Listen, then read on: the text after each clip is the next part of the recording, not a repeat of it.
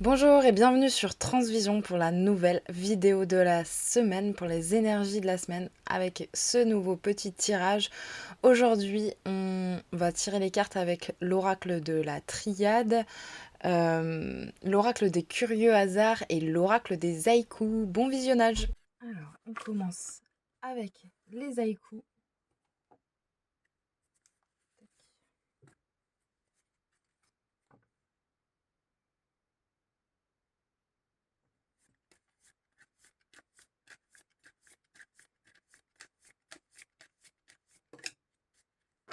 Une carte. Douceur. Douceur. Pas mal ça. Un joli petit pissenlit avec ses pistils qui s'envolent en dessin sur cette carte.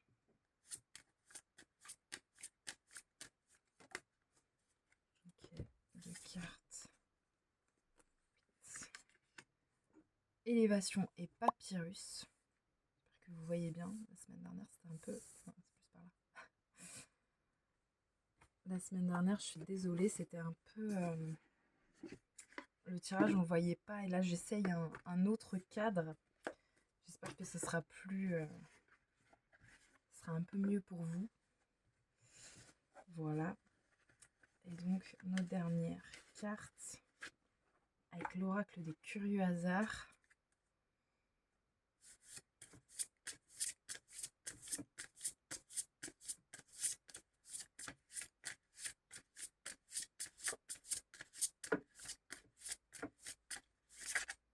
Décidément, elle ne veut pas trop.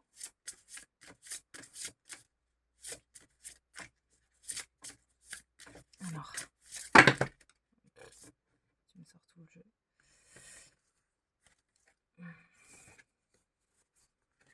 Alors, on va prendre les trois cartes. Tac. Alors, cette carte, on l'avait déjà, le rituel, mouton noir et curiosité. Alors, qu'est-ce qu'elle nous dit, ces cartes? On se retrouve donc pour la première carte, la carte douceur. Donc, la carte douceur, elle est liée donc à l'oracle des haïkus. Et les haïkus sont des petits poèmes japonais qui invitent à la méditation. Là, le haïku qui est relié à cette carte, donc c'est la brise ne souffle jamais bruyamment. Donc ça nous invite à méditer là-dessus. Alors cette carte nous invite à reconnaître notre besoin de douceur autant avec nous-mêmes qu'avec les autres. Elle nous dit qu'il y a des moments de passion qui doivent être tempérés, qu'on peut fermer la porte aux tempêtes et aux querelles extérieures, qu'on n'est pas obligé de s'y impliquer. Donc on peut garder notre énergie pour être notre meilleur ami, et c'est comme l'énergie d'une brise, d'un vent léger qui nous rafraîchit. Donc ça peut aussi être lié à la température extérieure qui pour le coup peut être un peu plus rafraîchissante. Elle est un symbole de tendresse, de maîtrise de soi et d'amitié. On passe ensuite à la carte élévation. On y voit un espace vierge avec une pyramide centrale sur lequel il y a un fil d'or au-dessus qui remonte et qui symbolise notre colonne vertébrale, donc qui symbolise aussi une certaine posture à avoir dans la vie. Une posture qui nous relie à ciel-terre et père-mère, qui connecte aussi à la glande pinéale.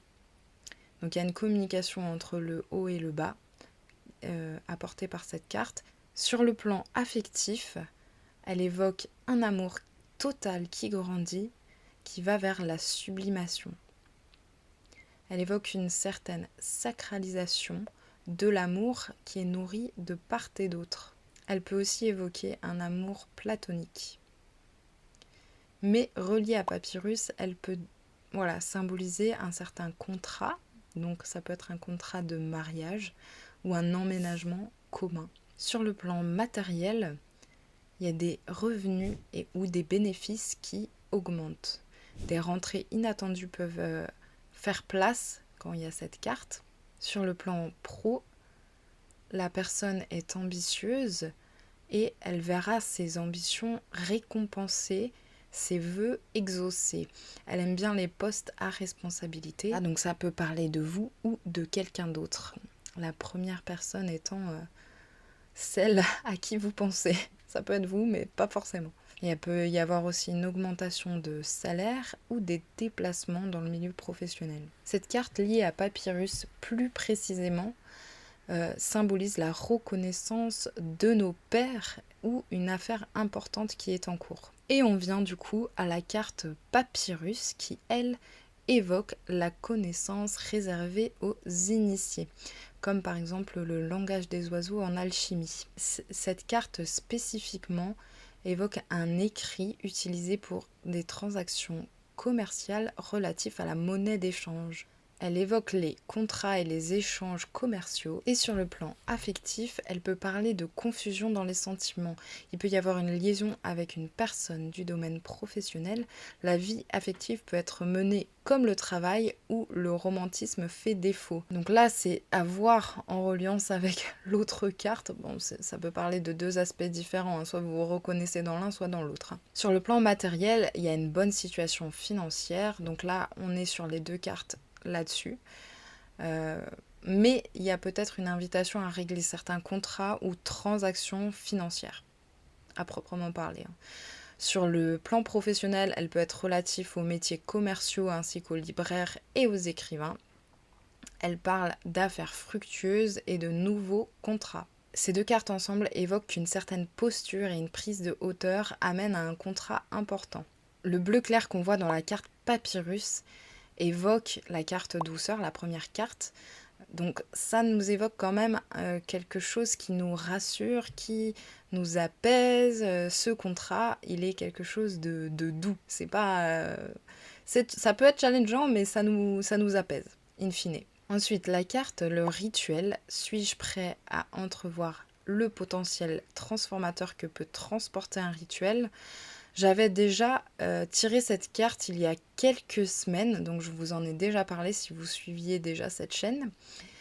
C'est une carte qui parle beaucoup de l'inconscient et du rapport avec notre inconscient. Donc l'invitation de cette carte, c'est de poser un acte à l'aide d'une personne ou seule, selon ce qu'on ressent, qui va agir sur notre inconscient. Inconscient qui dirige nos vies, nos croyances et nos choix. Bon, ça c'est pas mal prouvé par la science maintenant que nos pensées limitantes et par exemple sur l'effet placebo, etc., qu'il y a pas mal de choses qui montrent que notre pensée et notre inconscient dirigent notre vie. Donc le rituel aide à reprogrammer ça dans une certaine direction. Il est lié à la notion de symbole et d'archétype. Par exemple, il y a beaucoup de sages ou de chamans qui utilisent les métaphores pour justement illustrer certaines choses dans notre vie et permettre une perception différente de la réalité et créer des résonances dans nos histoires personnelles. Et en ça, si on est vraiment dans une posture d'écoute à ce moment-là, on peut ressentir un changement assez fort qui peut survenir et nous toucher et permettre peut-être une perception nouvelle de nos histoires, des histoires qu'on se raconte et influer sur l'inconscient. Alors se lier avec un rituel profond, c'est aussi se lier avec notre propre mysticisme, c'est-à-dire ne pas suivre forcément les préceptes dogmatiques ou religieux, mais se connaître soi-même pour voir qu'est-ce qu'on a envie de faire, qu'est-ce qui nous inspire comme rituel. On peut s'inspirer d'autres personnes, mais c'est quelque chose de personnel, le rituel.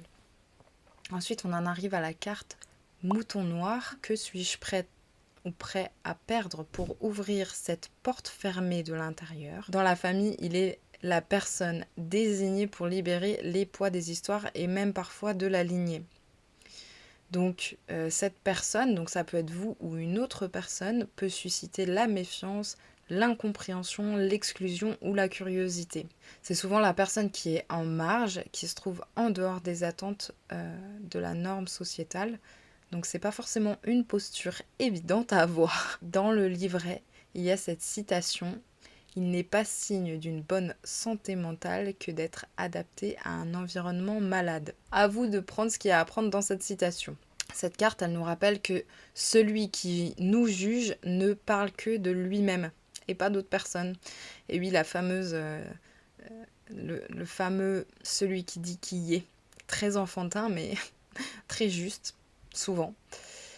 Donc cette carte, elle nous invite à nous affranchir des attentes d'autrui et à nourrir la singularité de notre propre flamme, de notre propre essence. On arrive à la dernière carte, la carte curiosité, qui nous amène elle aussi à des questions.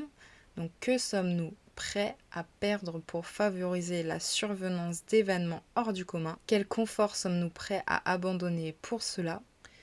La carte la curiosité nous emmène à sortir de notre zone de confort et à aller dans l'inconnu qui laisse survenir des joyeuses synchronicités.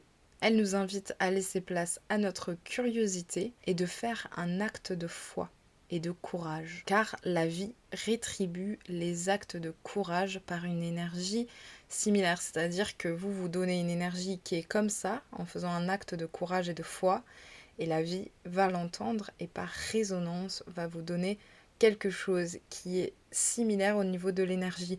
Alors c'est pas forcément ce qu'on veut, ce qu'on attend, mais c'est quand même la même teneur énergétique. Et parfois c'est pas tout de suite, mais il y a quelque chose du même ordre. Donc dans le livret, il y a écrit « Chéris la curiosité car elle mène aux curieux hasards qui sont une main tendue dans le noir. C'est ainsi aussi que nos mains sont guidées quand nous agissons avec le cœur. » La synthèse de cette petite guidance, il y a une belle énergie qui nous élève et nous permet la signature d'un contrat ou de quelque chose d'important pour nous. Ça peut aussi être l'achat d'un billet d'avion ou autre, mais ce n'est pas quelque chose de conventionnel, c'est pas quelque chose qu'on fait quotidiennement ou même toutes les semaines. C'est quelque chose de ponctuel et d'assez important qui peut nous faire sortir de notre zone de confort. Peut-être que c'est quelque chose qui peut être jugé par les autres parce que ce n'est pas forcément conventionnel ou ce n'est pas dans la norme, mais en tout cas c'est bon pour nous avec la carte douceur. Alors c'est soit à travers ce document qu'on peut poser un rituel, soit avant. En tout cas, il y a un engagement profond, que ce soit à travers ce document ou un peu avant, qui va toucher notre inconscient. Et qui visiblement va aussi changer certains aspects de notre vie. On peut aussi, à travers les actes qu'amènent les rituels, nous affranchir du regard des autres ou des croyances qui sont affiliées à notre lignée. Au final, au cœur de tout cela, nous avons besoin de nous apporter énormément de douceur et de bienveillance et de reconnaître notre courage ou le courage d'autrui. Eh bien, un grand merci d'avoir regardé cette vidéo jusqu'au bout, jusqu'ici. Si ça t'a plu, n'hésite pas à commenter, à partager autour de toi, c'est toujours le bienvenu. Et en tout cas, un grand merci pour le fait de suivre ces vidéos. N'hésite pas à me dire si tu as pu recevoir aussi des énergies de la semaine dernière. Je rappelle qu'on avait quand même le chiffre 8 pour ce fameux portail énergétique 888 et qu'il y avait la clé et l'accomplissement. Est-ce que tu as pu vivre ça, toi, derrière ton écran? Est-ce que tu as ressenti ces énergies-là? Et peut-être aussi, si tu as envie de partager ce que t'évoquent les cartes d'aujourd'hui, c'est le bienvenu. De toute façon, n'hésite pas à t'abonner, à commenter, à liker, c'est toujours super agréable. Et sinon, de toute façon, je te souhaite une super journée. À bientôt. Ciao.